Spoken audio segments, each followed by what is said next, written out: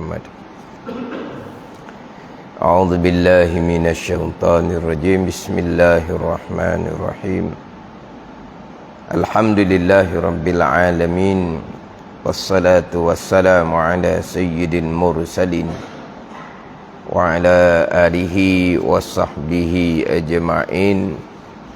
Rabbi syrah li sadri wa yassir li amri wahlul 'uqdatam min lisani yafqahu qawli. Subhanaka la ilma lana illa ma 'allamtana innaka antal alimul hakim. Wala haula wala quwwata illa billahil aliyyil azim. Kitab Al-Misbahul Munir, muka surat 4. Muka surat 4 baris yang ke-12 daripada bawah. Muka surat 4 baris yang ke-12 daripada bawah.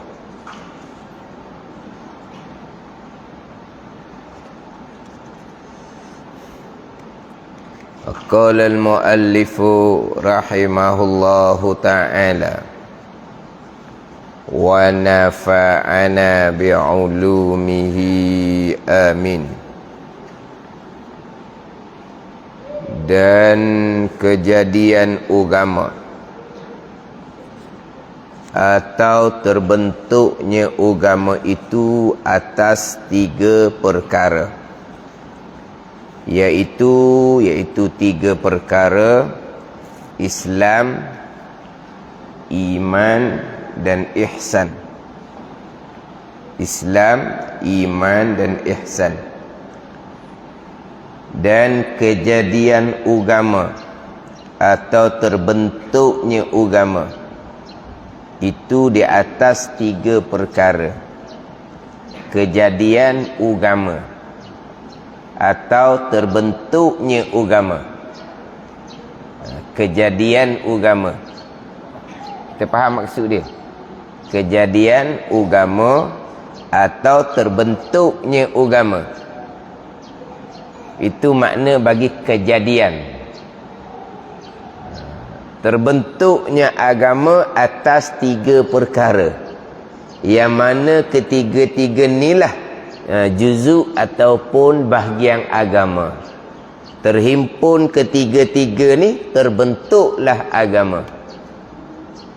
Itu maksud kepada kejadian agama. Nak jadi agama tu kena ada 3 perkara ni. Jadi ayat ni kita lebih mudah faham. Terbentuknya agama di atas 3 perkara, iaitu Islam, iman dan ihsan. Islam, iman dan ihsan, 3 perkara inilah terbentuknya agama. Kejadian agama, 3 perkara ni jadilah agama. Maksud apa? Kejadian agama, terbentuk agama. Satu kata mudah faham kitanya dengan terbentuknya agama. Terbentuknya agama di atas 3 perkara, iaitu Islam, iman dan ihsan. Ketiga-tiga ni adalah juzuk agama, yang mana ketiga perkara ni agama terhimpun di dalamnya 3 ni. Sebut kata agama, terbentuknya, terhimpunnya daripada Islam, iman dan ihsan. Ada ketiga-tiga ni barulah apa? Jadi agama. Itu maksud kejadian agama. Sebab ayat dia tu kejadian agama. Terbentuknya agama kita faham. Terbentuknya agama itu di atas 3 perkara, iaitu Islam, iman dan ihsan, yang mana ketiga-tiga ni lah dipanggil komponen agama ataupun dipanggil rukun agama. Terbentuknya agama 3 perkara ni. Jadi agama dengan 3 perkara ni. Kalau tidak lengkap ketiga-tiga perkara ni, tidak terbentuk agama.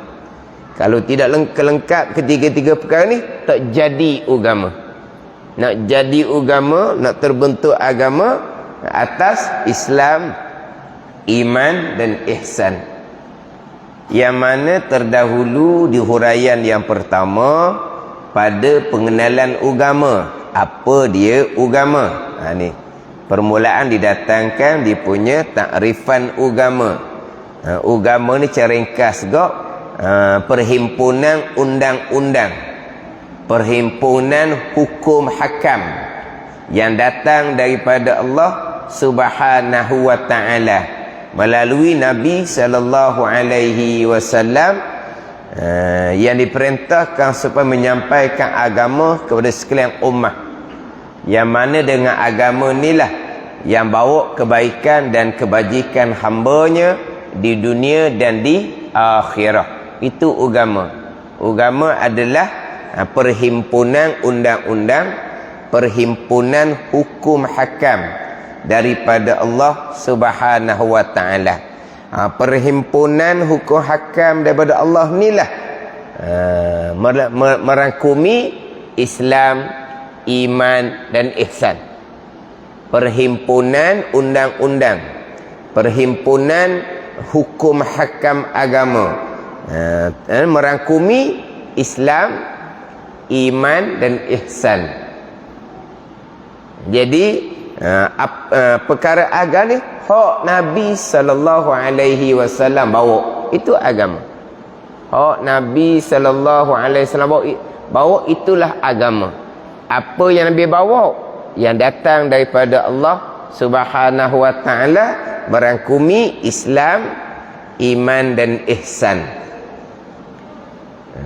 Yang mana ulama ambil daripada komponen agama, bahagian agama, juzuk agama, rukun agama, Islam, iman dan ihsan ni lah ulama pecah ilmu agama yang sumbernya Al-Quran dan hadis Nabi sallallahu alaihi wasallam, tauhid, fiqh dan tasawuf.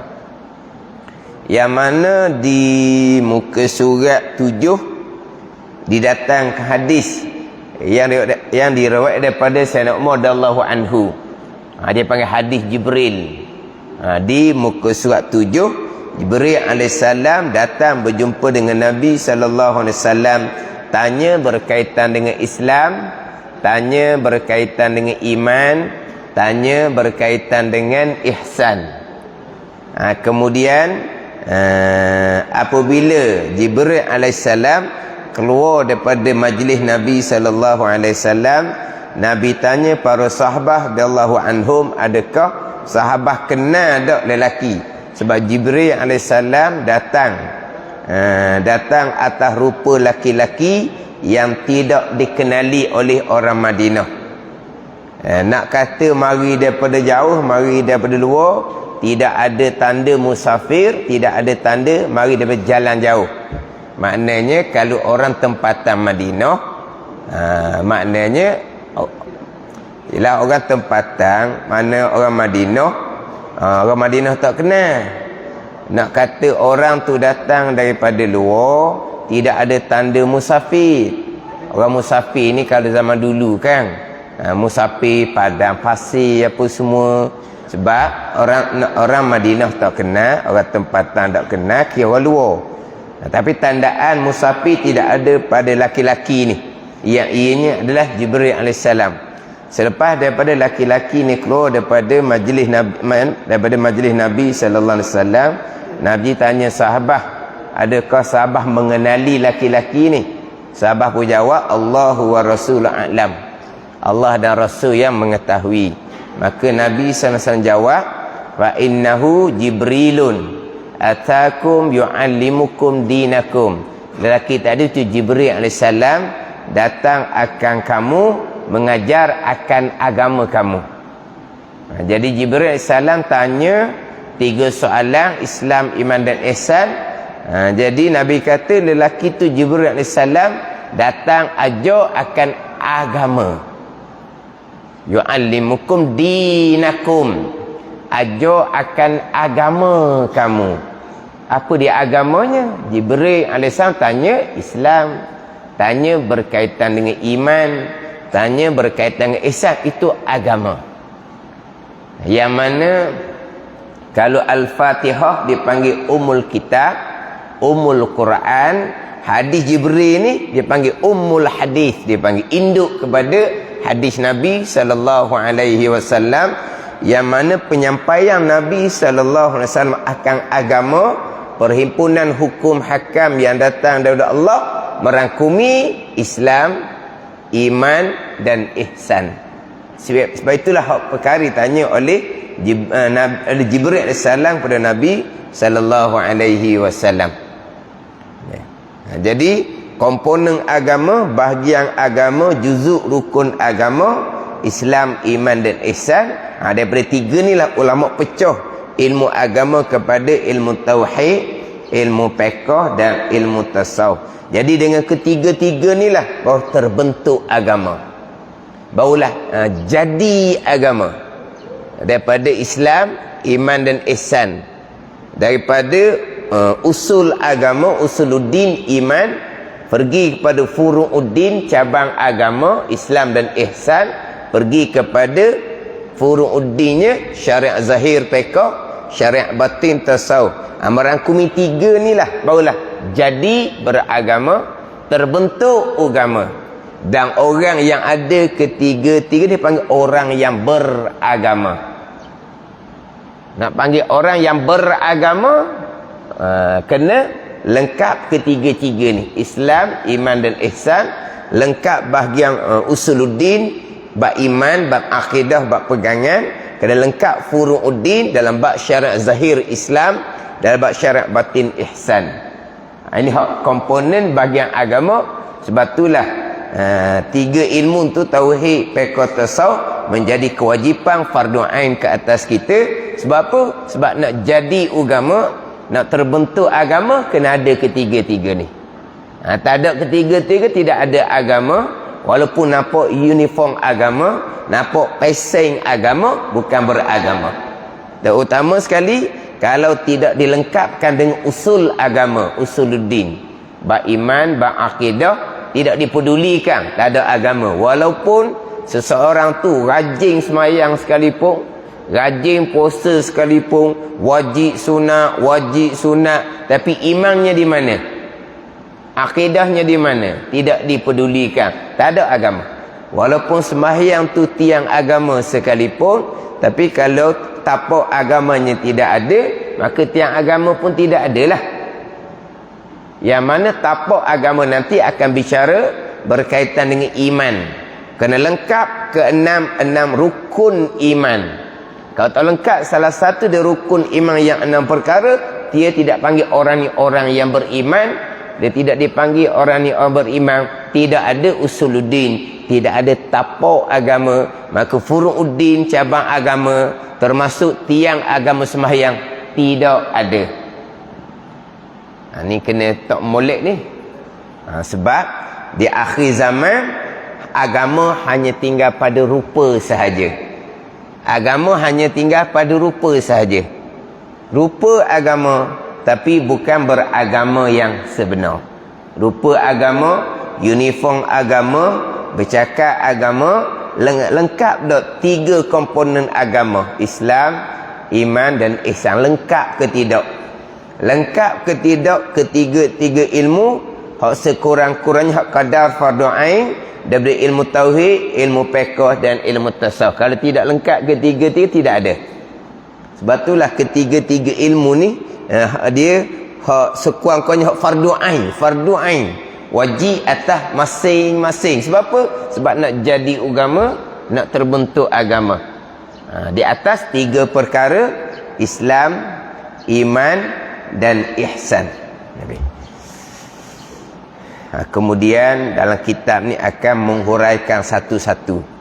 Apa dia takrifan Islam, apa dia takrifan iman, apa dia takrifan ihsan. Islam apa, iman apa, ihsan apa. Yang mana ketiga-tiga ni tidak berlaziman antara ketiga-tiga ni. Nak beragama lengkap ketiga-tiga. Lengkap ketiga-tiga beragama. Tetapi antara Islam dengan iman, dia tidak berlaziman. Ada orang Islam yang tidak beriman, ada orang yang beriman tetapi tidak Islam. Ada orang Islam yang beriman tetapi tidak ada ihsan. Dia tiga-tiga ni tidak berlaziman. Tapi nak jadi agama, nak terbentuk agama, kena ketiga-tiga ni. Ini dipanggil masuk agama secara keseluruhan. Ya ayyuhallazina amanu dukhulu fis-silmi kaffah wa la tattabi'u khutuwatis syaitan innahu lakum aduwwum mubin. Kita biasa dengar ayat tu kan. Wahai orang-orang beriman, hendaklah kamu masuk dalam agama secara keseluruhan. Keseluruhan merangkumi Islam, iman dan ihsan, keseluruhan. Jangan kamu ikut jejak langkah syaitan. Sesungguhnya syaitan adalah musuh yang nyata bagi kamu. Hendaklah kamu masuk agama secara keseluruhan. Jangan kamu ikut jejak langkah syaitan. Yang Allah Ta'ala perintah masuk agama secara keseluruhan. Jangan kamu ikut jejak langkah syaitan. Mana jejak langkah syaitan? Masuk agama tidak secara keseluruhan. Itu jejak langkah syaitan. Hak tak peduli agama terus, tu tak ada lah bicara. Sekarang Allah Ta'ala perintah, wahai orang-orang beriman, hendaklah kamu masuk agama secara keseluruhan. Jangan kamu ikut jejak langkah syaitan. Mana jejak langkah syaitan? Masuk agama tidak secara keseluruhan. Itu jejak langkah syaitan. Hak tak ada agama tu, hak tu bukan dah tu. Hak tu syaitan dah tu. Hak tak ada agama tu. Hak tak ada agama, orang kafir, ada apa dah tu nya? Hak jangan kamu ikut jalan ke syaitan ni, masuk agama tetapi tidak secara keseluruhan. Pada ni zahirnya Islam tapi imannya macam mana? Zahirnya orang Islam yang beriman. Orang Islam yang beriman, sembahyang, berpuasa, iman akidahnya comel, taat batinnya macam mana? Suci dah hati daripada riak, ujub, takabur, hasad. Akidah comel, semebang pekoh comel, tapi hati riak, ujub, takabur, hasad. Itulah jejak langkah syaitan. Walaupun beriman, berakidah, walaupun semayang comel sekalipun, tapi kalau akidah pun dak comel, hak tu tak ada benda dak tu nya. Kalau semayang pula tidak melengkapkan dia punya syarat rukun, tak panggil semayang, berdosa besar. Berdosa besar tu jejak langkah syaitan. Sembahyang tapi berdosa besar apabila tidak melengkapkan dia punya prasyarat dalam sembahyang tu. Berdosa besar itulah jejak langkah syaitan. Rupa semayang tapi jejak langkah syaitan. Akidah comel, iman comel, sembahyang comel, tapi hati riak, ujub, takabur, hasad, jejak langkah syaitan. Itu je lah. Hendaklah kamu masuk agama secara keseluruhan, jangan kamu ikut jejak langkah syaitan.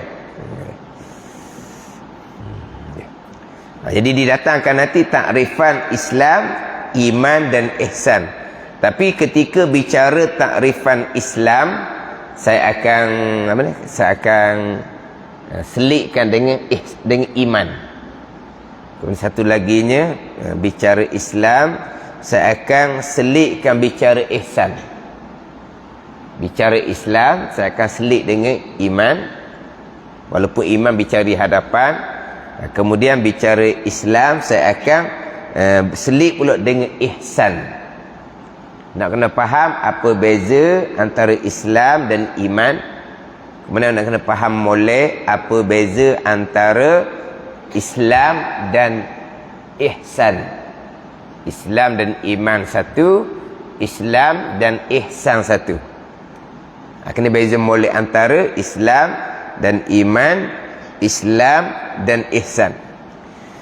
bermula Islam. Bermula Islam itu mengikut zahir.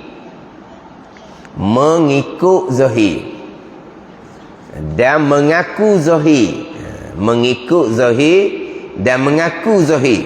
Mengikut pada zahir, mengaku pada zahir oleh seseorang akan segala perkara yang dibawa datang akan dia, akan segala perkara oleh Rasul. Apakah perkara yang dibawa datang oleh Rasul? Daripada pekerjaan agama, daripada undang-undang agama. Kan kita bicarakan apa dia agama. Agama ni perhimpunan undang-undang yang datang daripada Allah. Sekarang ni segala perkara yang dibawa datang akan dia, akan segala oleh Rasul daripada Allah Ta'ala lah ni. Ini dia agama. Mana dia segala perkara tu? Daripada pekerjaan agama, daripada undang-undang agama. Mengikut zahir, mengikut pada zahir dan mengaku zahir oleh seseorang akan segala perkara yang buat datang akan dia, akan segala perkara oleh Rasul. Mana segala perkara yang buat datang akan oleh Rasul ni? Daripada pekerjaan agama. Pekerjaan agama mana ni? Yang diketahui akan dia, akan pekerjaan agama dengan darurah. Dengan darurah. Apa makna darurah? Yakni, ni nak tafsirkan makna darurah. Yakni darurah ni ketiadaan fikir. Bahkan semua orang tahu belaka kata perkara itu daripada pekerjaan agama, sehingga kanak-kanak pun tahu mana perkara agama yang diketahui akan dengan darurah, seperti sembahyang, puasa. Itu contohnya perkara agama yang diketahui akan dia, akan perkara agama dengan darurah. Dia darurah ni panggil apa ni? Dengan darurah ni dengan mudah-mudah. Dengan mudah-mudah, yakni ketiadaan fikir. Tak payah fikir tilik, ngaji banyak. Tahu perkara ni perkara agama yang datang oleh Nabi sallallahu alaihi wasallam. Juga datang contoh seperti sembahyang, seperti puasa. Itu perkara agama yang diketahui secara mudah-mudah. Maknanya sembahyang, puasa ni budak pun tahu ini perkara agama ni. Hak Nabi bawa ni sembahyang, puasa ni, tu contoh. Sembahyang, puasa, perkara agama yang diketahui secara darurah. Seperti dua kalimah syahadah, itu perkara agama yang diketahui secara darurah.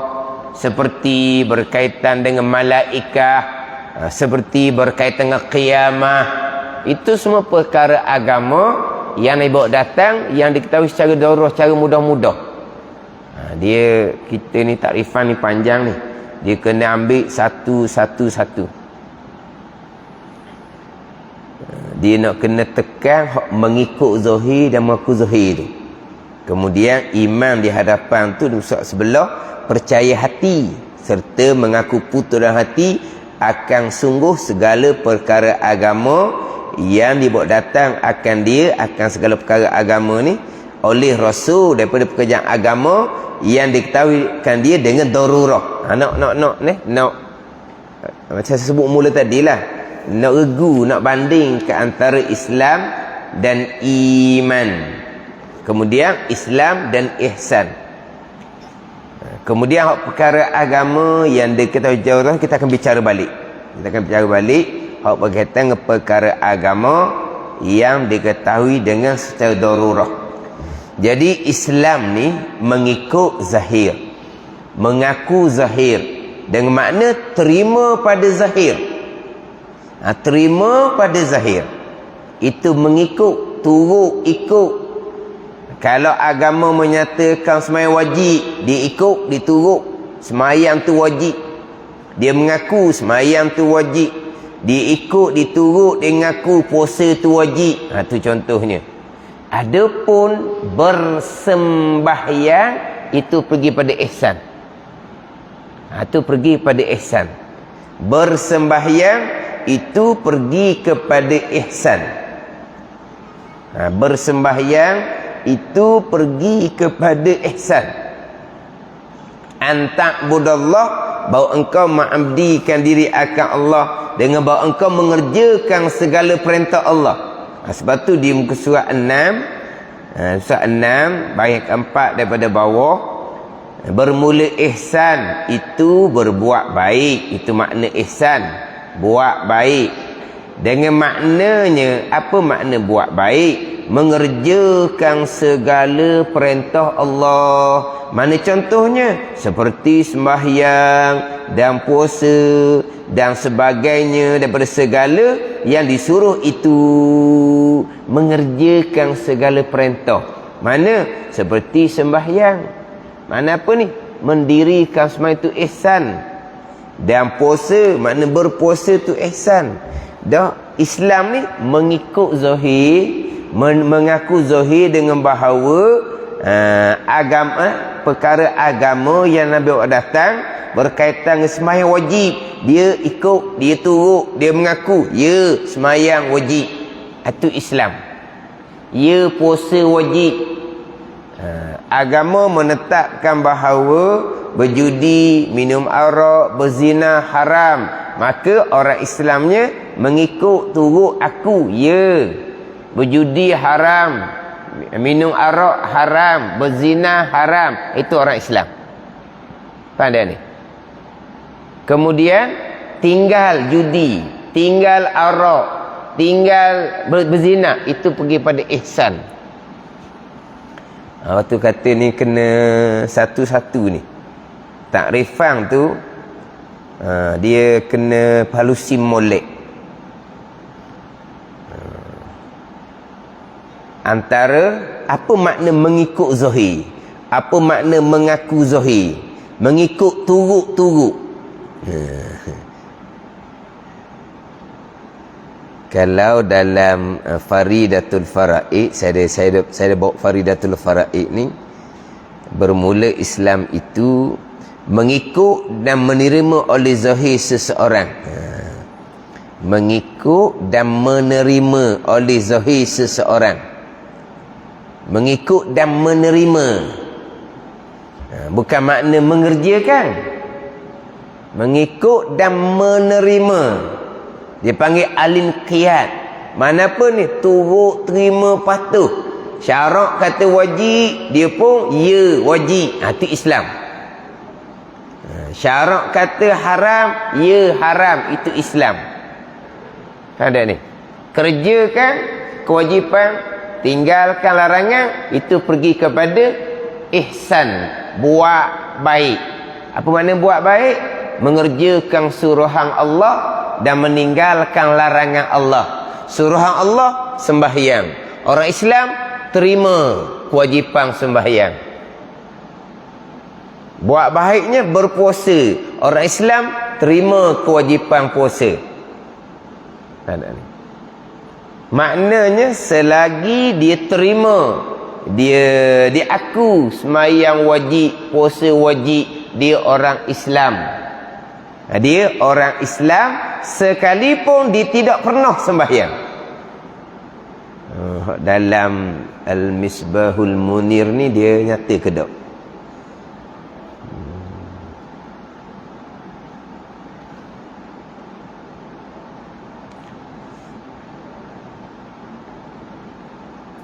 Sebab dalam Faridatul Faraid, Faridatul Faraid ni, dan dikendaki dengan mengikut dan menerima itu. Apa makna Islam ni mengikut dan menerima? Mengaku lidah dengan barang yang tersebut itu dan tidak menolakkannya. Mengaku lidah. Mana? Sembahyang wajib? Ya, sembahyang wajib. dan tiada menolaknya dan tak engkar. Semayang tak wajib, tu engkar tolak. Puasa tak wajib, tu engkar tolak.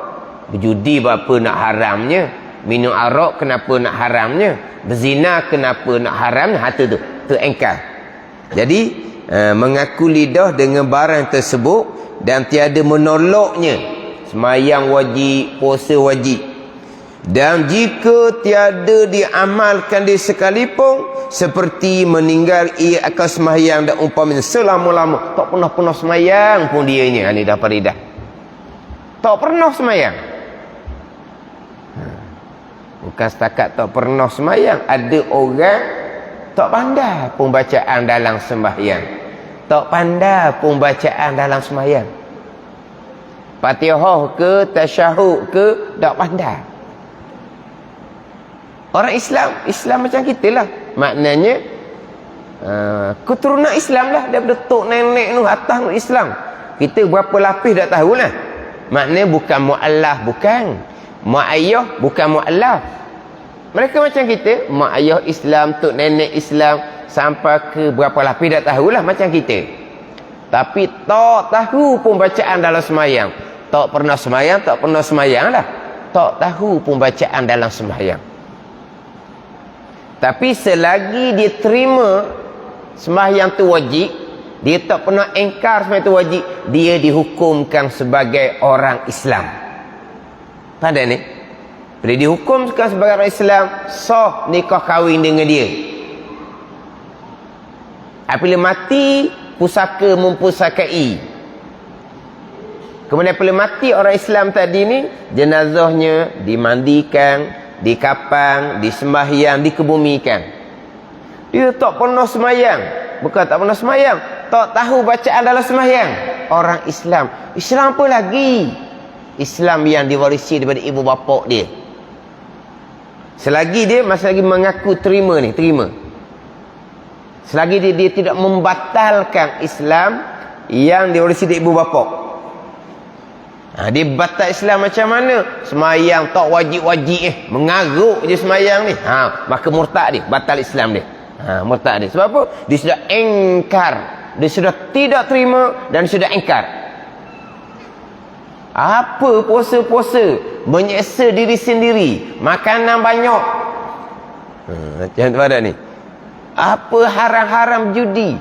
Berjudi mana ada paksa-paksa? Suka rela. Capok duit. Tak ada orang paksa pun. Menang, okeylah. Kalau, okeylah.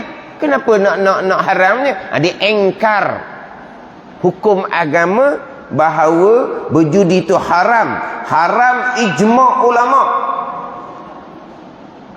Pada ni. Dia berjudi semata-mata, dia orang Islam yang derhaka kepada Allah. Tak ada ihsan. Tiba-tiba dia tidak terima hukum agama Nabi bawa. Dia engkar hukum agama Nabi bawa yang diketahui secara darurah. Orang tahu belaka ni. Judi haram. Bukan budak je tahu. Orang kafir pun tahu. Orang Islam mana boleh berjudi. Orang Islam mana boleh minum arak. Orang Islam mana boleh berzina. Orang kafir pun tahu. Ni perkara agama yang dibawa yang orang tahu belaka. Tiba-tiba dia engkar, dia tolak, dia tak terima. Berjudi halal dia kata. Maka batal Islam.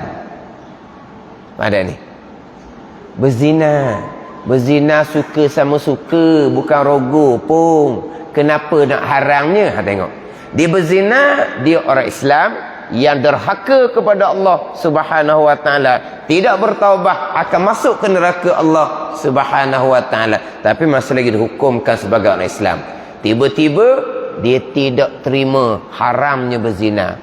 Dia engkar haramnya berzina. Dia kata halal. Sebab apa? Sebab suka sama suka. Maka murtad ni, batal Islam. Tapi selagi diterima, walaupun dia tak pernah semayang, selagi diterima, walaupun dia berjudi, minum arak, berzina sekalipun, masih lagi dihukumkan sebagai orang Islam yang derhaka kepada Allah Subhanahu wa ta'ala. Iman macam mana pula? Iman macam mana pula? Masih lagi orang Islam sebab dia masih lagi terima. Diturut, diikut, diterima. Ya, semayang wajib. Ya, berjudi, minum arak, berzina haram. Orang Islam yang derhaka kepada Allah Subhanahu wa ta'ala. Iman macam mana? Iman pergi kepada percaya hati, mengaku putus di hati akan sekalian perkara agama yang datang oleh Nabi sallallahu alaihi wasallam. Kalau hati dia masih lagi terima kewajipan sembahyang, dia orang beriman. Kalau hati dia masih lagi terima kewajipan puasa, dia masih lagi, kalau hati dia terima kewajipan sembahyang, dia masih lagi orang yang beriman. Dia masih lagi orang yang beriman. Tapi iman ni berhati. Kalau mulut dia kata memanglah sembahyang wajib, dia orang Islam. Sembahyangnya tidak, tapi dalam iman hati dia, dia tak terima dah sembahyang. Sembahyang ni tak pakar, sembahyang ni sia-sia, sembahyang ni tak ada faedah, sembahyang ni perhabis masa, menyusahkan. Hati dia tak terima. Dia orang Islam zahirnya, tapi kafir di sisi Allah, tidak beriman. Ada ni. Lepas tu hak iman macam mana ni? Hak iman ni hubungan hati masing-masing dengan Allah Subhanahu wa ta'ala. Kita hanya bicara bab Islam. Selagi diterima, selagi diiyakan, dia orang Islam. Tapi perhitungan akhirah adalah iman. Kadang-kadang mulut cakap manis, sembahyang, puasa hukum agama, zakat, haji hukum agama, muamalah, munakahat, janayat hukum agama, terbaik hukum agama. Ni orang Islam. Hukum agama. Sebab sekarang ni contoh dalam kitab ni, contoh dalam Asbab Muhammad ni semayang puasa. Perkara agama yang Nabi bawa datang, hak zahirnya dalam bab fiqh bukan semayang puasa sahaja. Ibadahnya semayang, puasa, zakat, haji. Perkara agama Nabi bawa dalam bab muamalah. Perkara agama Nabi bawa dalam bab munakahat. Perkara agama Nabi bawa dalam bab janayat. Itu perkara agama. Bab janayat, hudud, qisas, itu hukum Al-Quranul Karim. Hak tu jelas-jelas hukum Al-Quranul Karim. Hak Nabi bawa datang, itu perkara agama. Di mulutnya itu hukum Allah, hukum yang terbaik. Kami sebagai orang Islam, kami terima. Itu orang Islam. Lepas tu iman dia macam mana? Iman dia dengan Allah Subhanahu wa ta'ala. Ni iman ni hak nombor satunya. Hak Islam tu dia jaga molek lah bab Islam. Tak boleh cakap bebek kurang bab hukum agama Allah ni. Hukum Al-Quran ni agama Nabi bawa ni. Tak boleh cakap lebih kurang. Maka cakap mulutnya manis. Tapi hati macam mana? Terima tak hukum agama? Sebagaimana terimanya kewajipan sembahyang, hati. Sebagaimana terimanya kewajipan puasa, hati terima. Kan kita kan? Hati kita, kewajipan sembahyang kita terima. Kewajipan puasa kita terima. Sebab apa? Quran perintah. Quran perintah. Quran perwajibkan. Kutiba alaikumusiyam, diwajibkan ke atas kamu puasa. Quran tu. Hati kita terima bulat-bulat kewajipan puasa. Ayat Al-Quran juga, kutiba alaikumul qisas, diwajibkan atas kamu qisas, hukum hudud. Qisas. Kutiba alaikumusiyam, Tuhan kata, diwajibkan ke atas kamu puasa. Kutiba alaikumul qisas, diwajibkan atas kamu qisas. Hati kita terima kewajipan puasa, sama dah hati kita terima dengan kewajipan qisas. Hati kita sama je. Itu hati orang yang beriman. Semayang perintah, aqimus salah, diri oleh kamu akan semayang, hati terima bulat-bulat iman. Quran perintah, faqta'u aydiyahuma, potong oleh kamu akan tangan pencuri lelaki dan pencuri perempuan, potong oleh kamu. Hati terima ke tak? Sebagaimana hati terima bab semayang. Quran perintah, diri oleh kamu akan semayang, hati terima, itu orang beriman. Quran perintah, faqta'u aydiyahuma, potong oleh kamu akan tangan pencuri lelaki dan pencuri perempuan. Quran perintah, terima ke tak? Hati. Cerita hati ni. Zahir, mulut cakap manis belaka. Hukum Allah kena terimalah. Siapa kita? Hati mulut. Bagian Islam. Bagian zahir. Iman macam mana? Itu hati masing-masing dengan Allah Subhanahu wa ta'ala. Hati tolak. Maka orang ni orang yang tidak beriman di sisi Allah, kafir di sisi Allah, hanya Islam pada hukum zahir sahaja. Lepas tu macam mana pelaksanaan qisas, macam mana pelaksanaan hukum hudud, itu balik kepada ihsan. Itu pergi pada ihsan pula tu. Ni kena letak molek ni. Ada ni. Sebab tu di dalam bab hukum agama ni, bab Islam simple saja. Masing-masing orang Islam, masing-masing dia mengaku ya berlaku hukum agama. Bab iman, hati dengan Allah Subhanahu wa ta'ala. Tapi kita jangan mudah-mudah nak menyatakan seseorang mereka tolak hukum agama Allah. Tolak hukum agama. Contoh, tolak kewajipan semayang, tak ada orang tolak.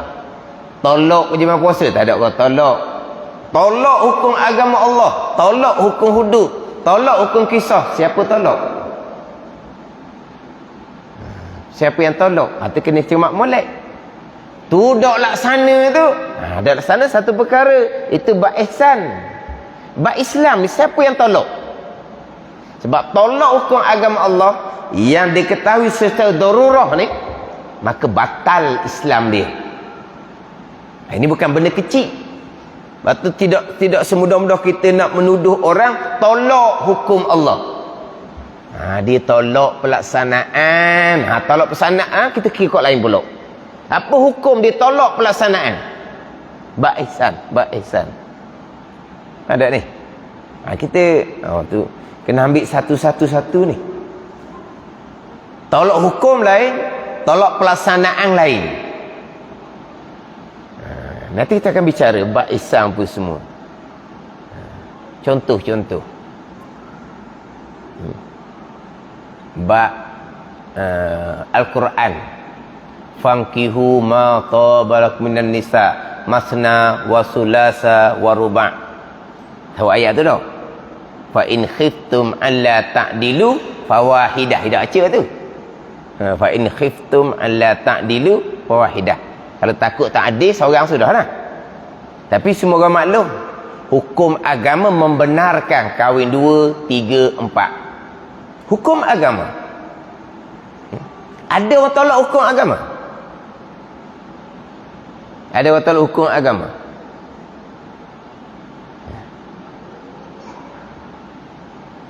Bukan orang lelaki ni, tanya orang perempuan. Ada tolak hukum agama? Tidak ada orang tolak. Lepas tu tolak pelaksanaan, tak setuju pelaksanaan. Tu bab lain.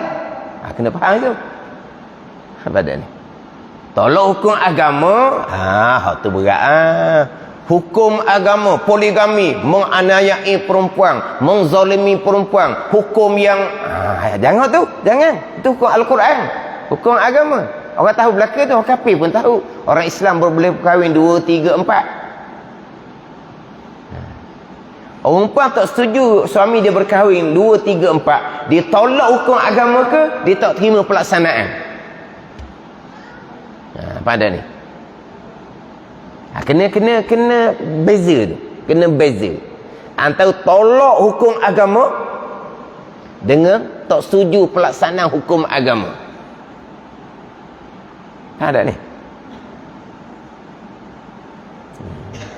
Ya, kadang-kadang kita ni nampak simple je. Islam, iman, ihsan. Islam dengan iman tak ada nak beza. Islam dengan ihsan tak ada nak beza. Akhirnya mudah-mudah tuduh tolak hukum agama. Tolak apa? Tolak hukum agama. Hukum kisah tak pakai. Hukum hudud tak pakai. Itu tolak hukum agama. Itu tolak hukum agama. Poligami hukum tak pakai. Itu tolak hukum agama. Ada orang tolak gitu? Tak ada. Kalau dalam ayat waliz zakari misla unsayain tu, bagi lelaki, 2 umpama bagi perempuan. Lelaki 2 bahagian, perempuan 1 bahagian. Ini hukum agama. Hak ni tak boleh tolak hukum ni. Hukum pembahagian pusaka, lelaki 2 bahagian, perempuan 1 bahagian. Hukum ni hukum tak adil. Hukum ni tu tolak hukum. Tu tolak hukum. Ada wanita tolak hukum? Tapi pernah ni orang tolak hukum. Dia panggil orang yang NGO nama Islam, tapi NGO liberal. NGO tu liberal. Letak nama Islam kok liberal pun. Dia dalam satu TV tu. TV tu 2 orang perempuan, 1 orang lelaki. 2 orang perempuan, 1 orang lelaki. Lelaki ni pakai sokok, perempuan ni kepala dogo. Lelaki pakai sokok, kepala dogo. Perempuan ni kata macam mana? Hukum poligami, menzalimi perempuan, menganiaya perempuan, hukum yang dia dihina hukum agama. Dihina hukum agama. Terang-terang dalam TV. Yang pakai sokok ni tak kata apa, mungkin dia terkedu ke apa. Yang pakai sokok ni bukan jenis pakai sokok. Memang kerja dia kena pakai sokok. Siapa kerja kena pakai sokok? Mufti satu negeri.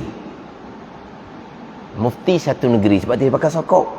Tak kata apa mufti tu. Terang-terang dihina hukum agama. Ni pada ni. Ini orang yang memang golongan liberal, golongan yang memang anti agama ni, terang-terang ni. Ni dia tolak belaka ni, tutup aurah pun ditolak habis ni. Dia nak bebas macam orang-orang kafir. Tapi dia guna nama Islam dalam NGO dia tu. Tapi kita kata orang Islam tidak akan tolak hukum agama. Hukum poligami tidak akan tolak. Hukum pembahagian harta pusaka, lelaki 2 bahagian, perempuan tidak ada orang tolak. Tapi pelaksanaan tak setuju, tak terima, lawan pelaksanaan. Tapi kena faham molek situ. Ada ni. Batu kata nak guna ayat mereka tolak hukum Allah. Jangan cepat-cepat gitu. Tolak hukum Allah ni bab Islam ni. Islam terima. Islam terima. Kenapa? Mengaku lidah, terima lidah, tidak tolak, tidak engkar, dan jika tiada diamalkan dia sekalipun. Dalam kitab Faridah. Dalam kitab Faridah. Dan dikendaki dengan mengikut dan menerima itu. Islam ni ikut terima zahir. Mengaku lidah dengan barang tersebut, hak perkara agama yang diketahui secara darurah ni, dan tiada menolaknya, tak tolak, tak engkar. Dan jika tiada diamalkan dia sekalipun tak laksana. Tapi kalau orang tak faham bab ni, dia tolak hukum agama. Sebab apa? Sebab dia tak laksana. Tu berat tu. Kenapa ditolak? Sebab dia tak laksana. Kalau dia terima, pasti dia laksana. Bila tidak laksana, maka dia tolak. Ni salah sangat. Pada ni. Apabila orang yang bercakap seumpama ni diberi kekuasaan, tidak laksana juga, adakah mereka tolak? Pada ni. Bila kena, barulah nak letak mana? Nak letak mana? Kenapa dikatakan mereka tolak hukum agama? Sebab mereka tidak laksana. Bila mereka tak laksana, pasti mereka tolak hukum agama Allah. Hak ni salah faham berat sangat ni. Hak ni boleh terundur pada khawarij, bukan di sunnah wal jamaah. Tidak laksana, tidak semintik tolak. Contoh, orang tidak semayang. Adakah dia tolak kewajiban semayang? Tidak. Orang yang tidak berpuasa Ramadan, berarti dia tolak kewajiban puasa Ramadan? Tidak. Perempuan yang dedah aurah, berarti dia tolak kewajipan tutup aurah? Tidak. Pada ni. Jadi Islam ni terima, tidak engkar, tidak tolak. Dan jika tidak diamalkan sekalipun, tak pernah semayang selama-lama sekalipun, masa dihukumkan sebagai orang Islam. Bersembahyang itu pergi kepada ihsan. Melaksanakan hukum agama dalam diri, melaksanakan hukum agama Allah dan keluarga, melaksanakan hukum agama Allah dan negara, itu pergi pada ihsan. Mereka yang tidak melaksanakan hukum agama Allah dan negara contohnya, itu pergi pada ihsan. Macam mana kita? Kita laksana tak hukum agama Allah dalam diri kita? Kita laksana tak hukum agama Allah dalam keluarga kita? Kita laksana tak hukum agama Allah dalam diri kita? Kita laksana tak hukum agama Allah dalam keluarga kita? Tidak laksana, tidak ada ihsan. Sama juga tidak melaksanakan hukum agama dan negara, tidak ada ihsan. Itu macam bicara dia, pergi pada bicara ihsan. Kita bicara bab Islam. Terima. Tidak engkar, tidak tolak akan perkara agama, dan jika tidak amalkan sekalipun, ianya adalah orang Islam. Adapun mendirikan sembahyang, berpuasa, mengeluarkan zakat, mengerjakan haji dan mengerjakan segala-gala perintah agama yang lain, itu pergi kepada ihsan, kita akan bicara nanti. Kemudian Islam terima zahir, iman percaya hati. Kemudian Islam terima zahir akan perkara agama yang datang akan dia oleh Rasul daripada kerajaan agama, dia kata akan dengan darurah, sama dengan iman.